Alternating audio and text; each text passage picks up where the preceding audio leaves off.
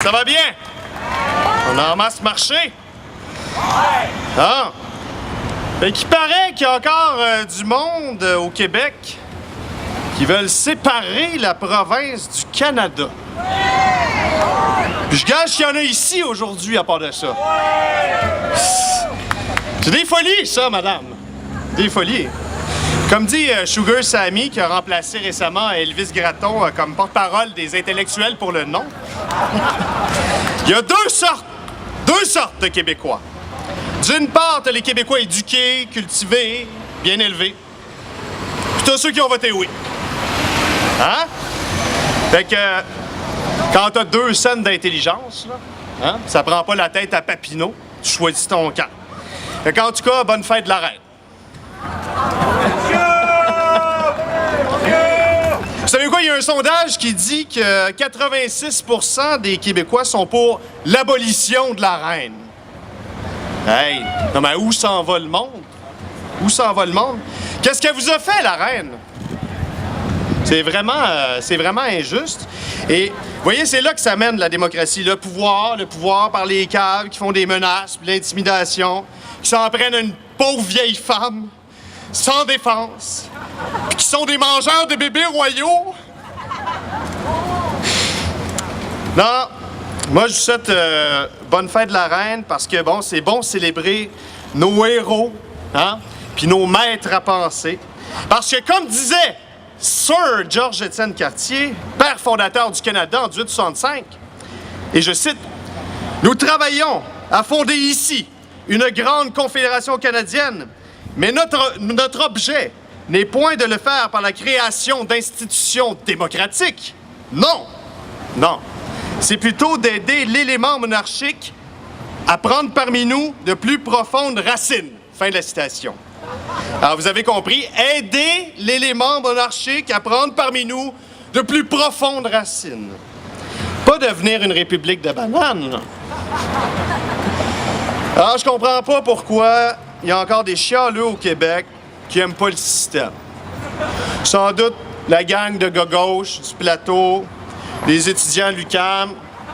Ils voudraient que tout soit gratis, la santé gratis, l'éducation gratis, le bien-être social gratis, l'écologie gratis, exister gratuitement. Mais qu'est-ce que ça peut même faire à moi qu'il y ait des pauvres? Ils ont juste à faire comme moi, puis à imprimer de l'argent.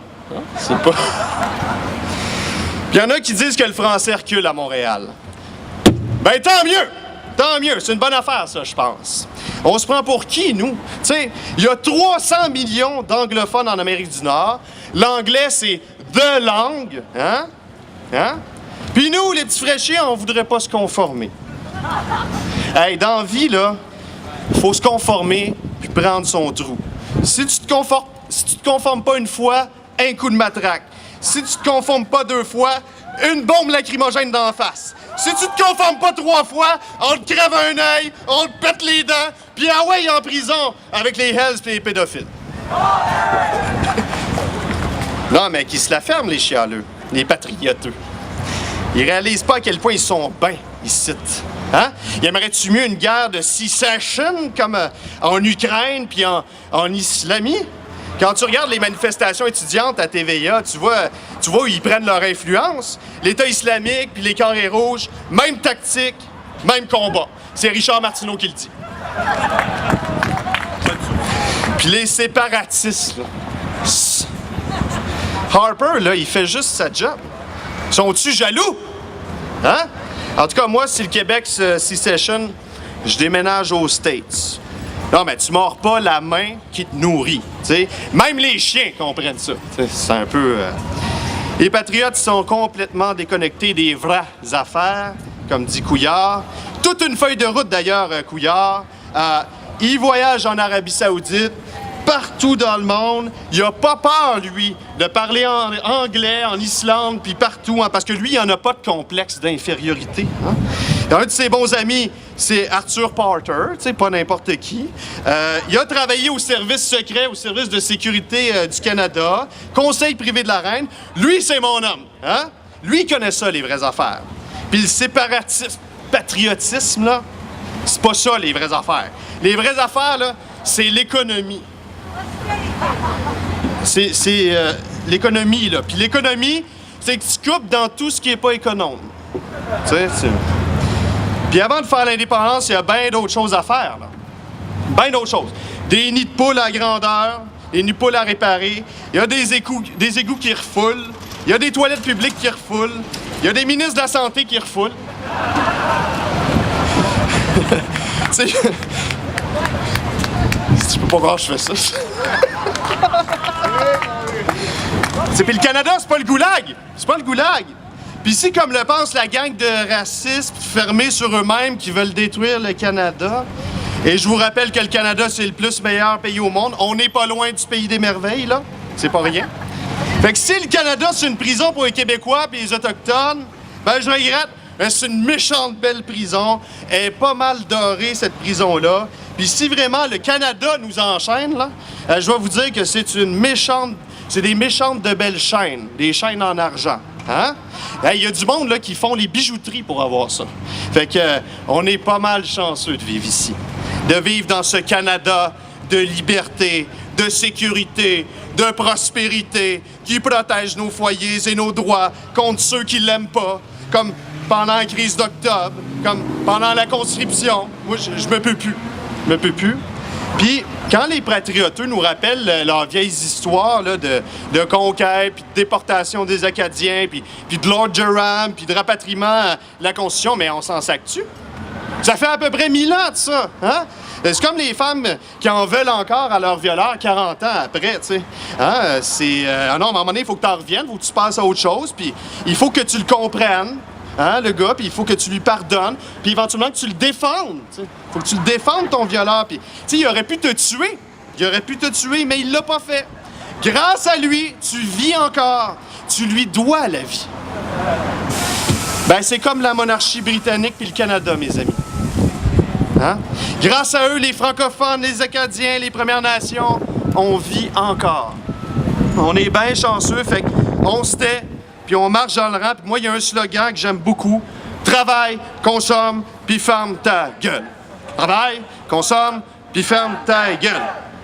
Fait que les discours revanchards, ça mène à rien. Puis les appels à la liberté puis à l'indépendance, ça, c'est des vieilles affaires du 19e siècle, comme dit Justin Trudeau.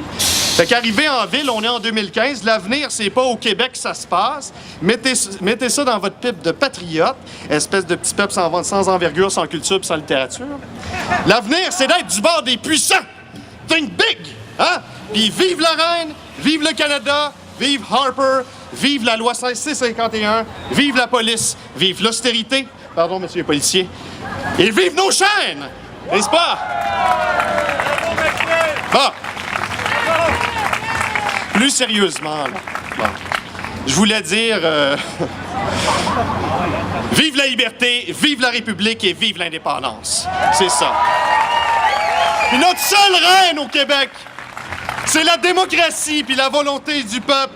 Et avec tout ça à quoi on assiste ces dernières années, corruption, fraude, mensonges, promesses brisées, dépossession de notre territoire, catastrophe écologique, éloignement du pouvoir des citoyens, politique de division, creusement du fossé entre les riches et les pauvres, entre le 1% puis les autres, profit faramineux des banques, évasion fiscale, difficultés de la classe moyenne, manque d'indépendance des médias, etc., affaiblissement de la langue française, de la culture, des arts, l'austérité, avec tous les discours creux puis liberticides du genre de celui qu'on vient d'entendre. Et il semble, je sais pas si vous trouvez ça, mais il semble qu'on a besoin d'un véritable élan de changement. Pensez pas? On a besoin d'une discussion franche sur notre avenir politique, d'un projet de société d'envergure pour la suite du monde, un projet digne, justement, de l'envergure de ce peuple français d'Amérique, et qui se fonde sur nos consensus, sur nos valeurs, sur notre volonté de nous ressaisir collectivement. La nature profonde du patriotisme, c'est de croire en l'être humain, être fidèle au peuple, aux principes et aux institutions démocratiques. C'est demeurer vigilant face à ceux qui travaillent à altérer et à détourner notre démocratie à d'autres fins. C'est avoir le courage d'agir de manière légitime sur notre cité et de remettre périodiquement en question l'ordre établi et sa constitution et ses fondements, c'est vouloir bâtir un monde meilleur en rendant par le fait même le peuple meilleur, c'est-à-dire plus libre, plus heureux, plus juste, plus fraternel, plus solidaire. Il faut chercher notre propre salut à travers le salut de nos semblables. Trouver le juste équilibre entre la liberté et la responsabilité, n'éluder ni l'une ni l'autre. On dit que les temps présents ne sont pas propices à débattre de grands projets collectifs ou d'idées susceptibles de nous propulser vers l'avenir. L'extraordinaire semble de moins en moins à notre portée. Au contraire, nos élites, malgré la bonne volonté de plusieurs, tendent à générer de l'ordinaire, de l'insignifiant, quand c'est pas carrément de la médiocrité. En particulier, les soi-disant vraies affaires. Les vraies affaires érigées en dogme et assorties de la mièvrerie ambiante. Ça a éclipsé tout ce qu'il y avait d'intéressant dans notre démocratie. Nous, les patriotes, on en a marre de ce que nos gouvernants nous proposent. On veut du changement. Et quand il le faut, on met notre avenir et nos vies personnelles en jeu pour du changement et pour les vraies affaires. Alors vive les vivants et bonne journée nationale des patriotes.